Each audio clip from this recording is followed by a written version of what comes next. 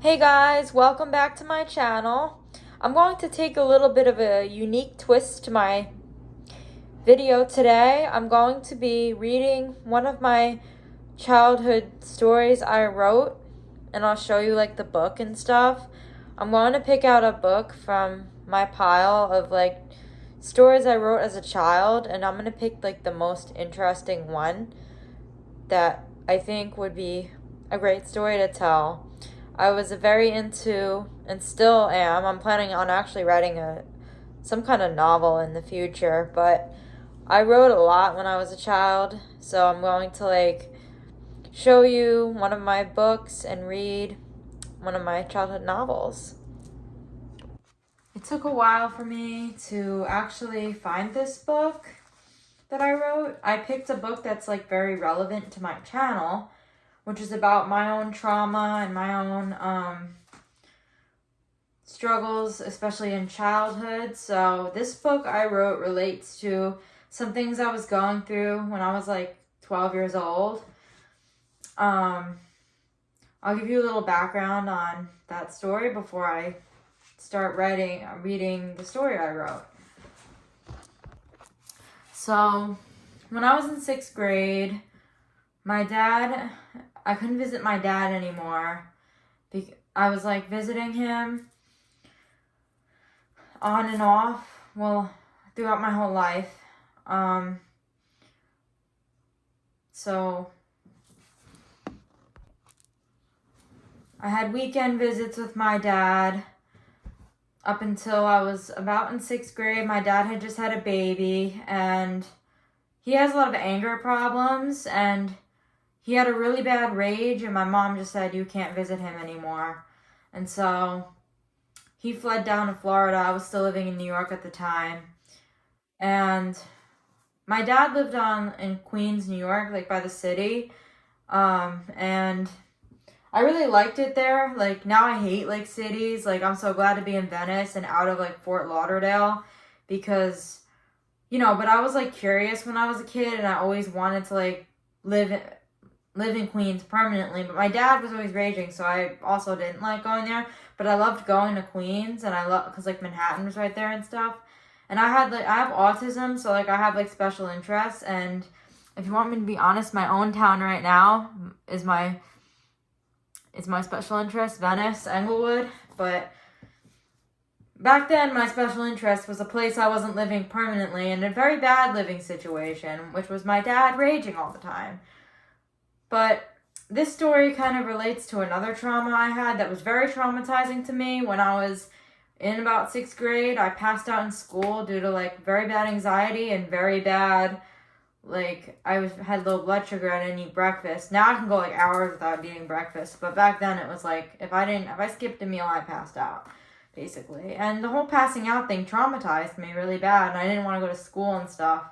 This story kind of has a bit of that in it and stuff like that. So just trauma that I was going through when I was in 6th grade, and it does bring up my special interests that I had when I was, that age. And now I'm blessed not to be in a city anymore. I was living in Fort Lauderdale for my treatment, and I'm glad to be back where my special interest is. So let's get this party started, and I will read you the story. So this story is called Hilda Sydney's New Baby Brother. So my book character's name is Hilda Sydney. It is by dead name and my last name. I went by my dead name back then. It didn't traumatize me back then. My dead name has some trauma to it due to my ex, but I won't get into that in this video. This video is about embracing my inner child, which my therapist has worked with me on. And at the end of this video, I will also bring up how my inner child was brought up, and it already is right now. And my inner child is like speaking to me right now. Like my special interest in Venice, it kind of reminds me of my special interest in Queens, New York, or New York City back when I was like that age. So that's pretty cool. And I'm like, something to be grateful for is that I'm living where my special interest is. And I do write gratitude lists and stuff. I've kind of been slipping on that, but I will write a gratitude list tonight and write that I'm glad I'm living where my special interest is. I can go out and explore the world every day. So yeah. Okay. Hilda Sydney's new baby brother. This is kind of based on like my little brother that I had. I have. He's like 9 years old now. I haven't seen him since he was a baby. So, all right. Chapter 1. Stop it, Glenna, I said. You're the biggest pest I have ever met. Hi, my name is Hilda Sydney. I'm 11 years old and in the toughest grade, 6th grade. These are the things I hate. My middle school, Glenna Hollins, my ranch in Farmers Lake, Connecticut, fainting and getting burned. These are the things I love. Long Island, my mom, my dad, my stepmother Tara, Hillside Avenue, and Jericho Turnpike. I have a story to tell you about my loves and hates. My life used to be great when I was young. I was born in Floral Park, New York, and Long Island. Then, when I was 2, we moved to New Hyde Park off Hillside Avenue. Then at 4 years old, we transported to Westbury. We lived off Jericho Turnpike. Then at 6 years old, my mom and dad got divorced. Then I moved out of Old Westbury with my mom and moved to disgusting Farmers Lake, Connecticut. Farmers Lake is not a real place. I made it up. I don't know why. My mom then bought land for a farm. We got chickens, pigs, and horses. I had a rough time. I passed out in school and hit my head. I was in the hospital overnight. I was 7. That is my fainting fear. Then it got worse when I met this girl, Lisa. She had a seizure disorder. She moved to California. She had a seizure in school. She was a good friend of mine, my only friend here. The seizure scared me. I am still very scared of those kinds of things. I am also scared of getting burned. Once, when I was still living in Westbury, I got burned from the stove. I was only 5. I was screaming. Then I wet my pants. That's why I'm scared of getting burned. Petty stuff you're afraid of when you're a kid, huh? A year after Lisa moved away, when I was 9, a new girl, Glenna Hollins, moved into our school. She was super country, super mainstream, and super open-minded. She is also annoying. She is so annoying. She gets me in trouble for no stinking reason and calls me the Jericho girl since the day I wore the Jericho Turnpike shirt. She's such a spoiled brat. My dad met Tara when I was 8. I started visiting him then. He moved to Mineola then. That was the year Lisa had the seizure in school. She moved out then too. My mom doesn't have any boyfriends, but she has a farm. I hate the farm. The rooster wakes me up at 4 a.m. That thing never shuts up. I love animals, but having a rooster wake me up early in the morning is so stinking annoying. I also have to feed the chickens every morning before school. I do have funny neighbors on the ranch though, but they are very country. They are Clayton, Mikey, and Roger. They play the guitar for me at night after dinner by the campfire. I was very nervous going near the campfire though. Clayton is from Long Island like me. He's from West Islip. Tara and Dad have taken me there. That's all about me. Chapter 2. On Friday evening, I finished packing my suitcase for Dad's house. I'm usually very excited about going out to Long Island for the weekend. There's no place like Long Island. After dinner, I saw Dad pull up. Hi, Dad, I said. I hugged him. I have a surprise at home, he said.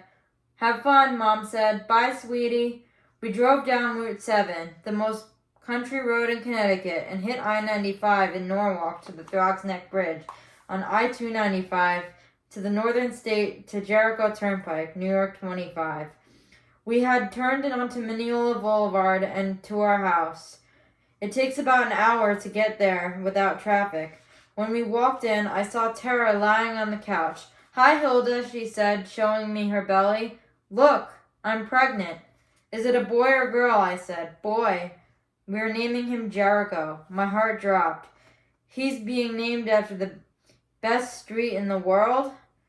He will be named Jericho Richard Sidney, Tara said.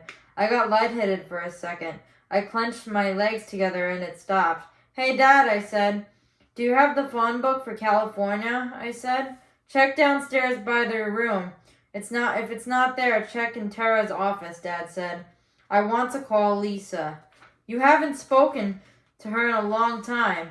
I know. I just wanted to ask her about California and tell her about my new baby brother. I ran downstairs to the den and looked for the California phone book. I found it. Then I flipped through it to find the Harrison family. That's Lisa's family. I flipped through a lot of pages. I found it. I called from the den. Hi, this is Hilda Sidney, calling from Mineola, New York. I would like to speak to Lisa, so please call me back, I said.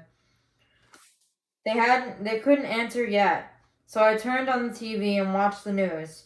We only have news in Nassau County. They said something about a car accident in Baldwin, New York. A little while later, the den phone rang. It was Lisa. I answered it. Hi, Hilda, Lisa said. I haven't spoken to you in years.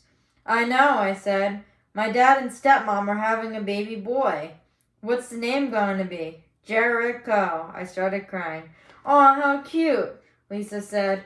Are you going to change his diaper? Lisa, I'll see about that. How is California? Hot and sticky. I go to the beach a lot on the weekends. Lucky. Well, I live in Los Angeles. Do you miss Farmers Lake? Nah, but I miss Westchester, where I lived before Connecticut. I miss Long Island when I'm at my mom's. You're at your dad's right now, right? Yes, in Mineola. How's your farm? I still hate it. That rooster bugs me every morning. How's middle school? I hate it. This girl, Glenna Hollins, is so annoying. She calls me the Jericho girl with her group of mean girls. Oh, wow. I've got to go now. I'll talk to you soon, Hilda. Bye. Bye. She hung up. I ran upstairs to the living room. Chapter 3. Tara showed me Jericho's room. It is sky blue with nautical stuff everywhere. Nautical decals, nautical pictures, nautical changing mats, nautical diapers, nautical sheets, and a nautical music box. I felt jealous. My bedroom here has pictures of Manhattan, but it's not blue like Jericho's. My room in Farmers Lake looks like a cabin. It's all wooden walls with a red carpet and a moldy smell. I get pretty creeped out in that room. The room overlooks the chicken coop. My room here is in the basement. I can still hear the Mineola noises. I don't hear a rooster cackling at 4 a.m. every morning. I went back into the den and watched Master Chef Jr. I like that show, except for when the kids get burned or they get nervous that they are going to faint. Tara said that that makes no sense. Tara said that might help me get over my fears a little. I was getting tired, so I turned the TV off and went into my bedroom and went to bed. Chapter 4. 2005 is the craziest year ever. People are becoming more modernized since 1990. I was born in 1993. Jericho will be born in this June. That's 2 months away.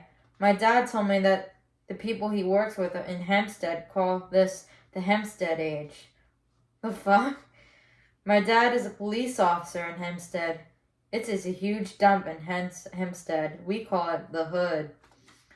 I woke up this morning pretty late. I ran upstairs for breakfast. My dad made eggs and potatoes.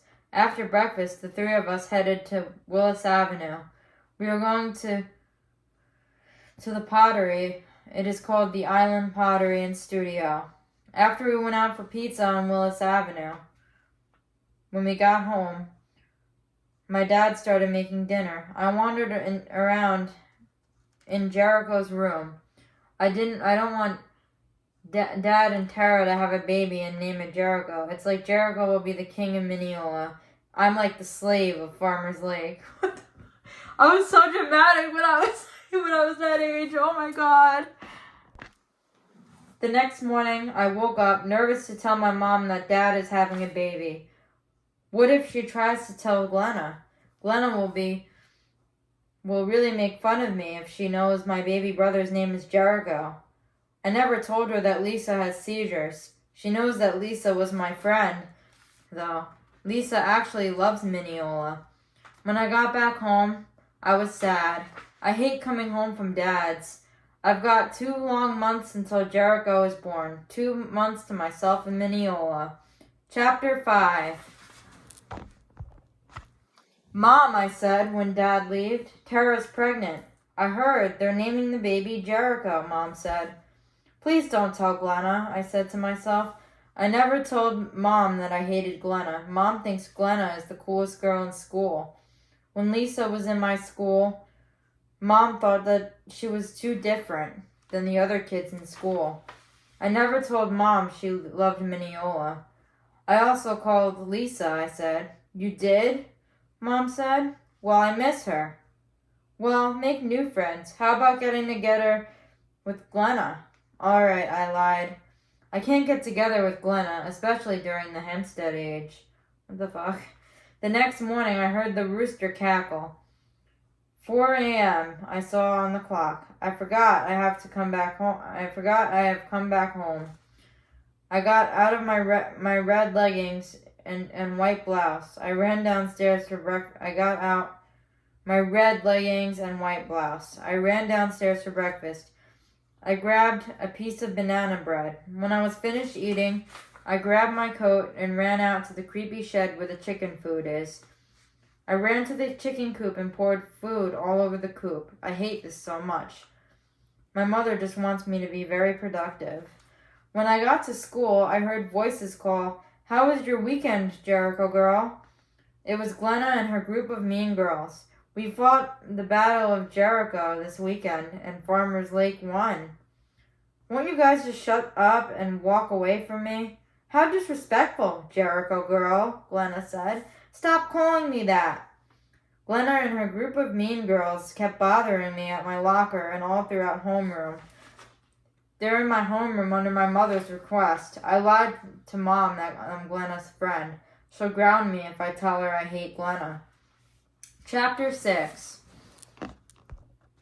4 weeks later, my dad picks me up at 6:30 p.m. It is less than a month away from Jericho being born. Can my life get any worse than it already is? Jericho coming into this world. Lisa moving out.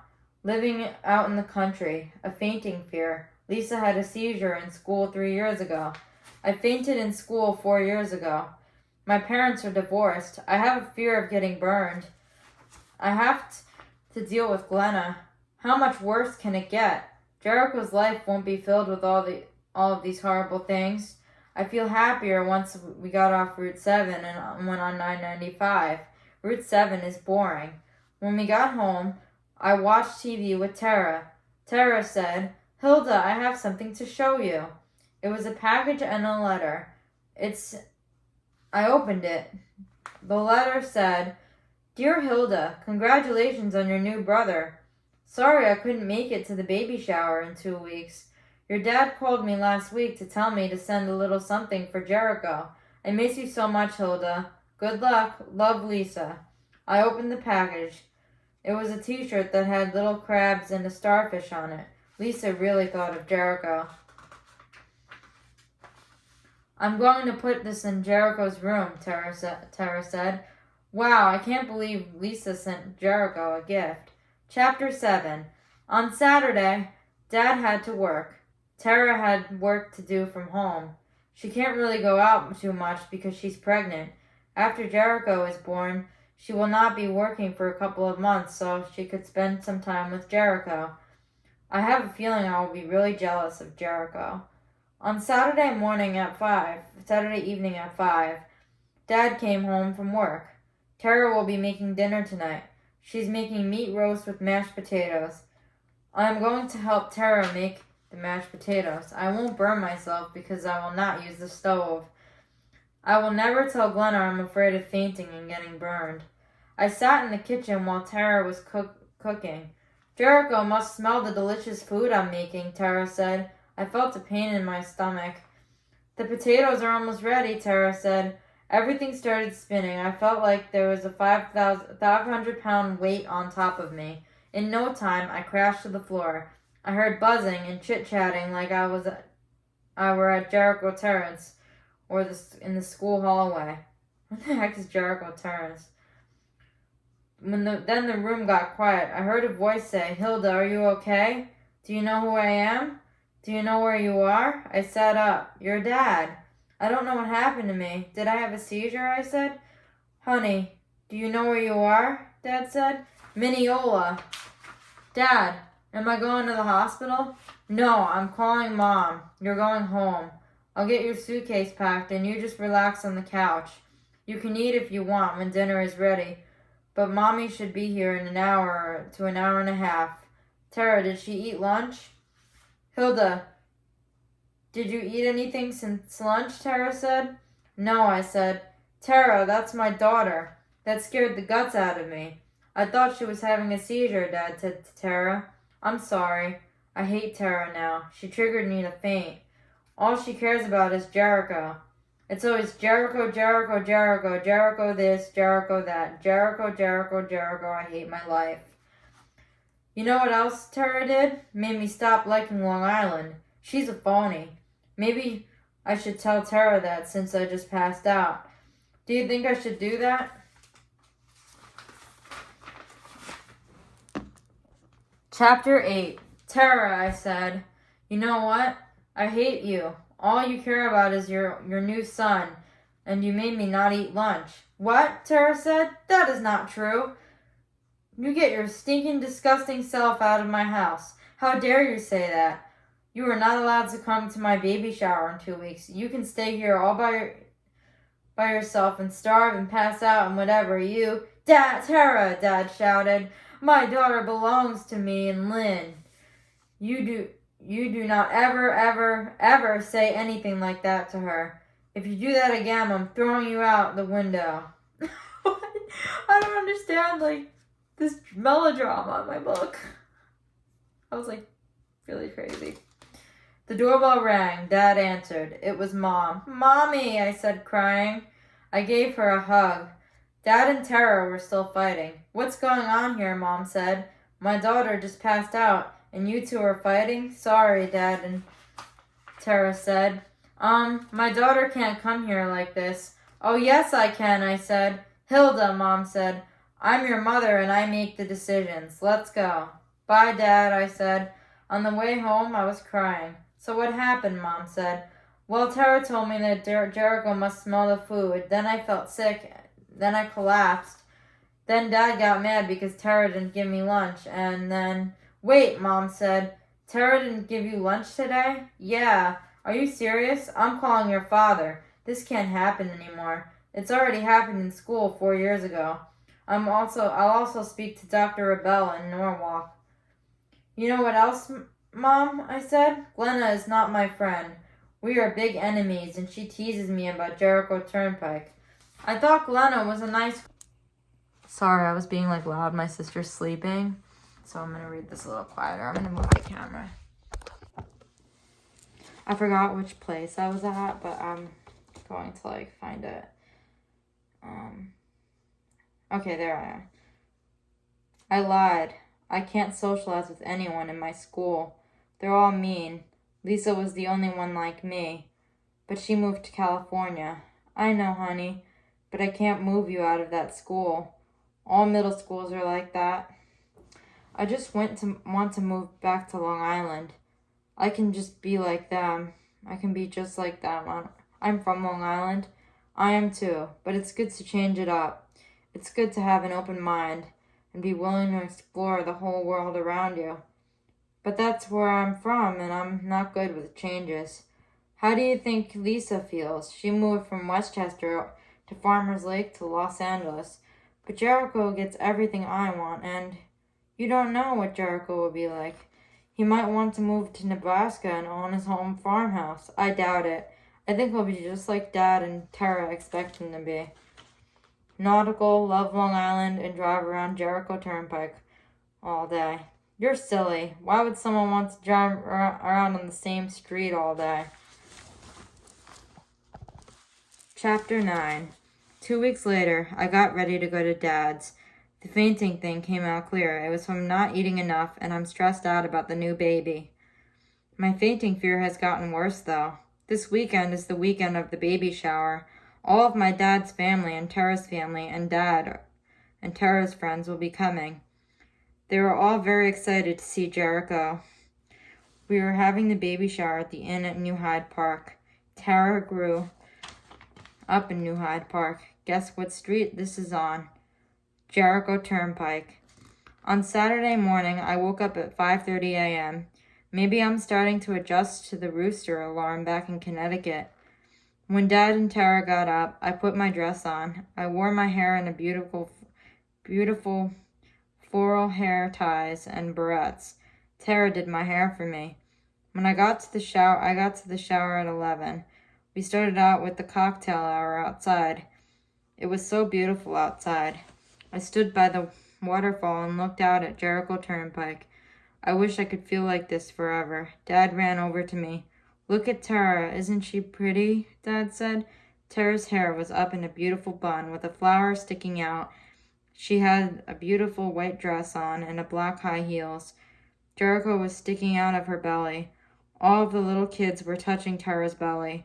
I sat on the balcony where everyone else was. I met Tara's brother, Steve, and his two daughters, Katie and Hazel, who were a year older than me. Tara's friend, Claire, has a set of 4-year-old twins who came. There are Liam and Valerie. They were the ones touching Tara's belly. Tara's mother came. Her boss from work came. Most of Dad's family came, and 3 cops that Dad works with came. I then walked over to Dad and the 3 cops he works with. How's the hood? I said to them. You don't want to know about Hempstead, one of the cops said. Your father told me that you passed out 2 weeks ago. Please don't talk about it here, I said. I'm afraid of fainting. Sweetie, Dad said, everyone faints. You're lucky you don't have a seizure disorder like your friend. Well, if she were here, she wouldn't want to hear about it, I warned. A few minutes later, cocktail hour was over. We went inside. I sat at a table with my grandma, my aunt, and my aunt's 2 teenage daughters. We had pasta for an appetizer. Claire came around for the games. One of the winners received a Jericho Turnpike drink. I ordered fish for my main course. After we ate the main course, we had some time to digest. After that, Tara opened the presents. She got lots of bottles, clothes, wraps, baby stuff, diaper changing stuff, baby seats, a changing mat, diapers, and toys. Mostly everything was nautical. That's what I was trying to tell my mother the whole time 2 weeks ago. After presents, we had ice cream. We had cake and ice cream. Dad said I can go outside and get some fresh air. Then it was time to go home. I had a great time with no fainting and no jealousy of Jericho. Chapter 10. A letter came in the mail. It said, from Farmers Lake Middle School to Hilda Sidney. I opened up the letter. It said, Dear Hilda Sidney and the family of Hilda Sidney, we will be holding a counseling club on Saturdays until July. Would you like to join? Because we know you are nervous about fainting and family business. These meetings are held for kids grades 5 to 8 in our school for academic needs, divorce, addiction, phobias, and social skills. All of these kids from your school are from our school who suffer from these things are having a hard time in class. We've noticed you're one of them. This gives you a chance to help get through problems with your family, help conquer your phobias, and help you make new friends. Hope to see you soon, Hilda. Sincerely, staff of Farmers Lake Middle School. I read the letter. Then I heard Mom call, Hilda, Tara's in labor. What? She's in labor? Yeah, Jericho is coming. The school sent me a letter. I know. We'll look into that this summer. There is a program after July 1st. A week later, when I got into my dad's house, Jericho was in his playpen. He was wearing the t-shirt Lisa got him. Tara was picking out some clothes for Jericho to wear to a party at Claire's house. I'm not coming. Dad said we can go to the beach or go swimming at my cousin Jackie's in Huntington. Jackie is a few months older than me. She drove all the way up to Connecticut to have a tea party in the barn with Lisa. Even though I hate that barn, it's a nice spot to have cookies and juice. Jericho started crying. Tara came in. Okay, Jericho, she said, time to get changed. Then I started to get jealous. Whenever I want something, I always get barked at. Lisa has 2 little sisters. They are 4 and 2. She said they are crazy, just like Glenna. Tara and Dad will not let Jericho be like that. Lisa said that her sisters throw spaghetti all over the place. She said they're 2 blonde brats. That's what Glenna is. She's blonde and she's also a brat. Think about it. Lisa has to live with seizures, moving 1,000,000 times, and 2 crazy sisters. Would you rather live that life than a life with 1 mellow baby brother and at least have a family that loves you? Now I guess people are right. I'm lucky Glenna is not my sister, and Lisa has 2 of them. It's like 2 Glennas living in your house. I called Lisa. She got me worried again. She told me things like, what if Jericho has seizures like me? I started crying. I hung up and ran over to Jericho. Now I'm the one crying. I hugged my brother tightly.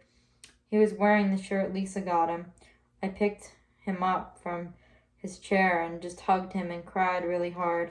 I rocked him in my arms. He looked confused. I will never let anything happen to you. I will be brave if anything does happen to you, Jericho. I love you. I carried Jericho over to his bedroom. I put him on the changing table. Then I called Tara in. After breakfast the next morning, I helped get Jericho ready for today. Dad and I are going to Jackie's. Tara had a white outfit for Jericho. Hilda, can you get a wipe for me? Tara said. I gave Tara a wipe. Thanks. Tara put a white shirt on Jericho. He also wore black pants. Tara brushed his hair. He cried a little. All right, buddy, you're all done, Tara said to Jericho. Hilda, are you ready to go? Dad called. Yes, I said. Chapter 12. Back home on the ranch was almost time for school to let out. No more Glenna for a whole summer. The last day of school will be this Thursday. My mom said I only need to organize the barn this summer. At Dad's on Friday, I told Tara, no more Glenna until September. On Saturday, Dad and Tara are going out. I have to watch Jericho for 3 hours. All I need to do is give him a bottle at 1, change him, and put him down for a nap. He will play until 1, drink his bottle, get changed, and nap until Tara and Dad get home. At 12, Dad and Tara left. Surprisingly, I was fine watching Jericho alone. I'm not really afraid of fainting anymore. I'm not even that jealous of Jericho anymore. I love him. I played with Jericho in his playpen. He wanted to be cuddled the whole time. I fed him his bottle at 1. He was crying for it. It's coming now, I said to him. After he's done drinking his bottle, I bring him into his room. I bring him to the changing table. He was crying again. I know you're tired, I said. I'm almost done. I get his anchor diaper and put it on him. I put his pants back on and put him in his crib. I gave him a kiss and left the room. Chapter 13. Back in Farmer's Lake, I had Lisa and her family fly in from California. Lisa wanted to visit me. She will be staying at a hotel in Norwalk and coming here every day to play. She will be staying for a week. One day, Mom, me, and Lisa and her parents and her sisters go to the aquarium. Another day, we drive over by the middle school to show Lisa where I go to school now. A lot of times this summer, I go to the beach at my dad's, call Lisa, watch Jericho at my dad's, go to Claire's, go to Jackie's, and I even started going to a new group run by my school district.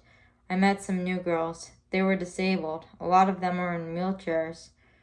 I felt bad, but at least I'm their new friend. I need a friend that just won't bark at me all the time. I saw Glenna once this summer at the mall in Norwalk. She was trying on dresses with those mean girls. I just ignored her and pretended that I didn't notice. When summer was over, I was sad, but in 7th grade. I wasn't in Glenna's homeroom, nor with the mean girls. I was with some of the girls I met this summer, and I was in classes with less kids and more help. I'm not in Glenna's hallway, Glenna's cafeteria, and not in her face. At lunch one day, I tell my new friend Suzanne about why my life was terrible until now from start to finish. 7th grade will turn out to be much better, I hope. So like I said at the end of this video, I was going to explain a little bit about, the background of this book. A lot of the books I wrote when I was younger were very cringy. This book was actually pretty cringy, but, it's just my perspective of life when I'm that age, and a creative outlet is always a great way to, bring out, your feelings and stuff and express them in a different way. I felt my inner child speaking to me as I read that book, especially the part about the fainting, because my stepmom was really mean. I mean, I never fainted around her, but I feel like when I fainted at school, a lot of the stuff she did to me and was mean to me, and my dad raging and just being away from my dad, the abandonment, triggered me to faint. So that's probably why I wrote that in this book. I thought Queens was going to be brought up in the book, but it was more Long Island, and I really did love Long Island when I was a kid. My family, my dad and my stepdad actually grew up there. My stepdad actually grew up in Mineola, so that's pretty cool that it was set there.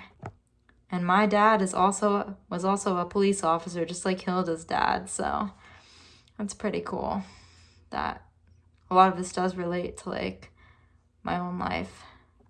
I never lived on a farm, but my mom actually her house is actually nautical themed. Maybe in one video I'll do a house tour or something. I mean, my room has nautical pillows. There's anchors on them, so I actually love living in that and I'm always my special interests are always nautical places. Now where I live is my special interest, and I love going out and exploring Venice, so yeah. Thank you guys for watching this video, and please give it a like, and maybe bring out your own inner child. And if you wrote any stories when you were younger, and you want to, rereading them is a very healing experience, and it's kind of helped me process my trauma, and hopefully my therapist from treatment sees this video and sees that I was doing a little inner child exercise on YouTube. Thanks for watching, guys. Hope you enjoyed this video. Bye.